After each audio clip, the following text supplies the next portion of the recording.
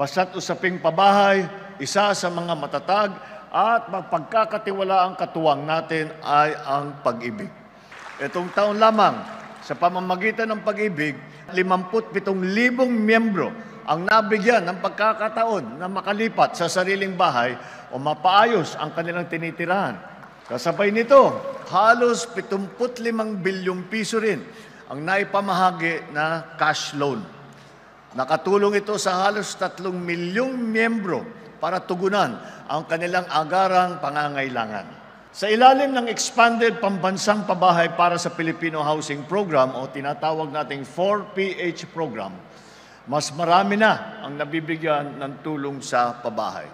Sa pamamagitan ng Pag-ibig Fund, maaari nang makakuha ng abot-kayang housing loan. Kabilang na ang alok na 3% interest rate kada taon para sa mga kababayan nating maliit ang kita. Kasama rin ang ating mga mahal na OFW na pwedeng makinabang sa mababang interest rate na ito.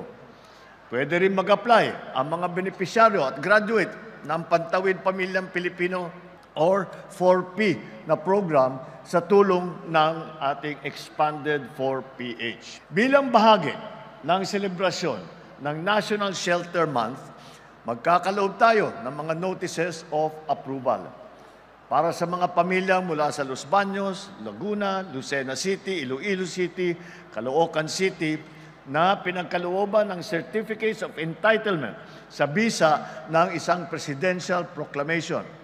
Sa wakas, formal nang mapapasa inyo ang mga lupang matagal na ninyong tinitirahan, lupang tunay na maituturing na nasa inyo na.